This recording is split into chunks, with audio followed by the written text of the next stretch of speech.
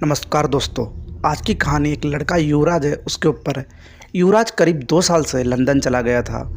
Financial तरीके से वो बहुत ही लो थे, इसलिए वो कमाई करने चला गया था। उसके घर वालों से भी उसकी ज़्यादा बात नहीं हुआ करती थी सही तरीके से, और वो कई बार आने की सोची उसने, परंतु नहीं आ सका। आज किसी का फ़ोन गया उसके पास, युवराज के पास, और कॉल करके बताया उसको कि तेरे पापा की तबीयत ज़्यादा ही ख़राब है। युवराज ने सोचा चलना चाहिए, कहीं ज़्यादा ही देर ना हो जाए।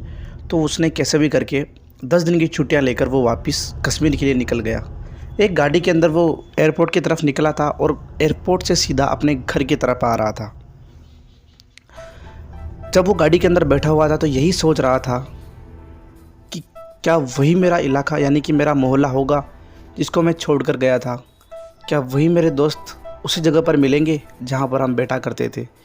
ये सोचते सोचते उसका गांव आ गया था, और गांव के अंदर जब उसका गाड़ी प्रवेश किया तो उसको बिल्कुल भी चेंज नहीं हुआ, और उसका जो गांव था वो वैसा का वैसा ही था। कानपुर के अंदर की बात है ये। जब वो उसकी गाड़ी सीधे उसके घर के बाहर रुकी तो जब वो गाड़ी से उतरा तो उसको बहुत सारे लोग देखने आ गए और उसको अजीब तरीके से घूर रहे थे। जब युवराज ने अपने घर का दरवाज़ा खटखटाया, 3-4 बार खटखटाया, परंतु अंदर से कोई जवाब नहीं आया। उसको लगा कि घर पर कोई नहीं है। उसने 3-4 बार आवाज़ दी, माँ माँ, परंतु अंदर से कोई जवाब नहीं आया। उसको लगा घर वाले यहाँ पर नहीं है, मैं थोड़ा और जगह घूम कर आता हूँ। जैसे वो वापस मुड़ा तो दरवाज़ा हवा के कारण अपने आप खुल गया। युवराज अंदर गया और ज़ोर ज़ोर से आवाज़ देने लगा, माँ पिताजी, माँ पिताजी। 2-3 मिनट बाद ऊपर से आवाज़ आई, बेटा। वो समझ गया शायद माँ ऊपर के फ्लोर पर है। तो वो ऊपर पहुंचा। उसने ऊपर देखा कि उसके पापा की तबीयत ख़राब थी और उसकी माँ की भी बहुत ज़्यादा तबीयत ख़राब थी। उसकी माँ उसके पापा के पास बैठी हुई थी। उसने जाते ही अपने हाल चाल बताए और मतलब अच्छे तरीके से मिला। मिलने के बाद उन्होंने बातचीत करी।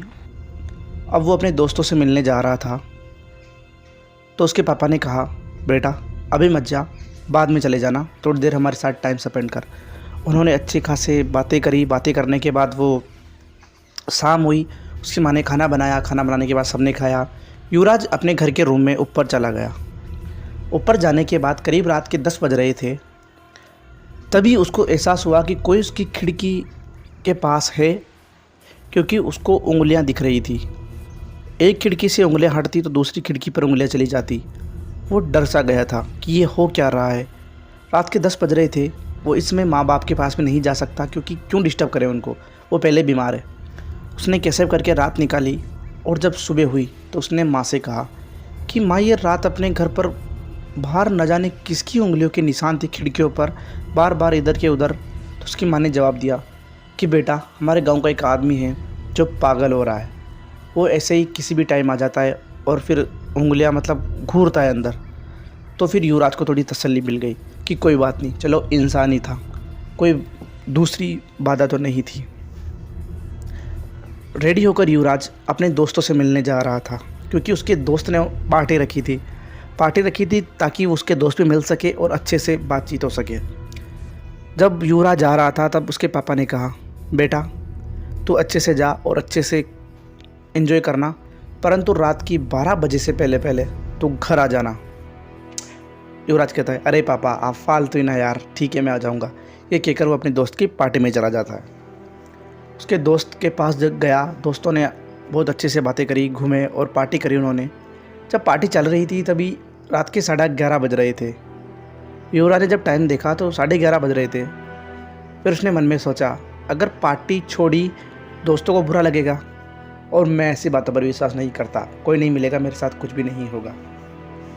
उसके बाद वो जब रात के 11:15 बजे तो उसके दोस्त ने कहा, युवराज अब तेरे को जाना चाहिए, क्योंकि जो रास्ता है वो बहुत ही भयानक है, बीच वाला। युवराज ने कहा, अरे नहीं, मैं ऐसी बातों पर विश्वास नहीं करता, पर हाँ यार तो मेरे को बता ये हुआ क्या है। वैसे मेरे पापा भी मेरे को ये बातें बता रहे थे। तो उसने कहा कि बैठ, मैं तेरे को कहानी सुनाता हूँ।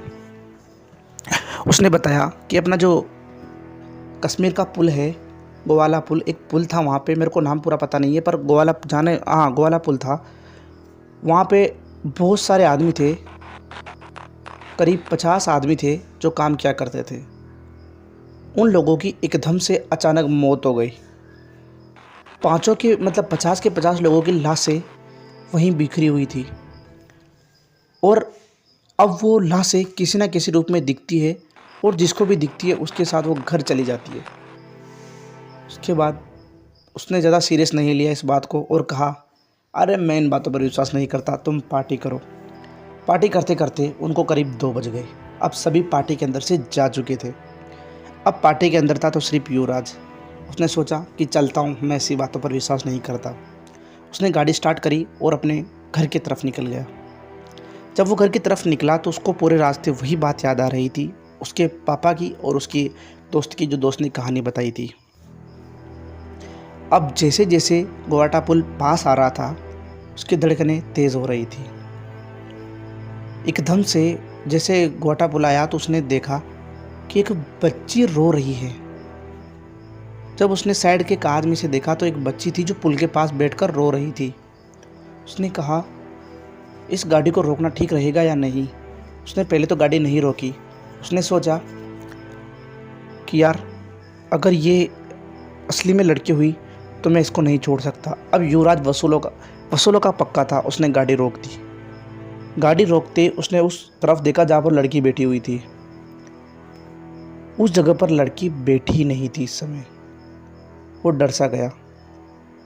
अब उसको ऐसा महसूस होने लगा कि कोई उसकी तरफ चलकर आ रहा है। जब उसने अपनी गाड़ी का शीशा उतारा और मतलब उस अंधेरे रास्ते पर देखा, आप इमेजिन करना कितना खतरनाक है। चारों तरफ अंधेरा था। उसने शीशा उतारा और उसने गाड़ी से अपनी गर्दन बाहर निकाली और चारों तरफ देखा तो चारों तरफ से कुछ भी नहीं दिखाई दिया। जब उसकी आंखें एकदम से नीचे गई तो उसने एक छोटी सी बच्ची को पाया। तो फिर युवराज बोलता है, तुम रो क्यों रही थी बेटा, तुम्हारे साथ क्या हुआ। तो फिर वो बोलता है, वो लड़की बोलती है कि मेरे मम्मी पापा मेरे को मिल नहीं रहे, मैंने काफ़ी आवाज़ दी उनको। तो फिर वो बोलता है, कहाँ गए तुम्हारे मम्मी पापा। तो उसने उस गोवाटे पुल की तरफ एक तालाब था उसकी तरफ उंगली करी। उसने कहा, अच्छा मैं चलता हूँ तुम्हारे साथ। वो गाड़ी से उतर गया। चलते चलते उस लड़के ने कहा कि मेरे को मेरे मम्मी पापा मिल नहीं रहे परंतु मेरे को आवाज़ आ रही है। उसने युवराज ने इस बात को अजीब सी तरीके से बिहेव किया। उसको लगा कि बच्चा है, कोई ऐसे बात कह रहा होगा। जब वो उस तालाब के पास पहुँचे तो उस तालाब के अंदर 2 लाशें तैर रही थी। युवराज का दिमाग चकरा गया। युवराज ने कूद जल्दी से मतलब अपनी शर्ट उतारी और वो कूदने वाला था। तभी उस लड़की ने उसका हाथ पकड़ लिया और कहा, आप इन दोनों को तो बचा लोगे और इन सब का क्या होगा। युवराज ने कहा, तुम्हारा मतलब क्या है, इन सबको किनको। जब उसने वापस उस तालाब की तरफ इशारा किया तो उस तालाब के अंदर 50 या 60 लाशें तैर रही थी। ये देखकर युवराज वहीं धड़ धड़ कांपने लगा। युवराज कैसे भी करके भागकर अपनी गाड़ी के पास आया और अपनी गाड़ी स्टार्ट करी। उसने जब शीशे में से देखा तो वो लड़की उसको देखकर हंस रही थी। मतलब इतना डरावना था कि रूह कांप जाए। वो कैसे भी करके अपने घर पहुंचा। घर पहुंचने के बाद उसने घर को नॉक किया बहुत बार, परंतु अंदर से दरवाज़ा किसी ने नहीं खोला। अब जब वो युवराज अपने घर के बाहर खड़ा था तो उसको एहसास हुआ कि कोई अंधेरे से उसकी तरफ चलता हुआ आ रहा है और उसने अंधेरे में देखा कि एक लड़का था जो करीब होगा 35 साल का आदमी था, यूँ मान लो। वो उसको देखकर अनदेखा करके उसके घर की जो खिड़की थी उससे देखने लगा। युवराज समझ गया कि यही वो आदमी है जो हर रोज़ मेरी खिड़की पे आता है और हमारी तरफ नज़र रखता है। युवराज उसके पास गया। उसने कहा, तुम पागल हो, तुमने कितने दिन हो गए, तुम इन खिड़कियों में क्यों झांकते हो। तुमको समझ नहीं है, किसी के घर में ऐसे नहीं देखते। तुम यहाँ पर क्यों आते हो, तुम पागल हो इसलिए मैं तुम्हारा लिबास कर रहा हूँ, वरना अभी तुमको 1-2 रख के देता।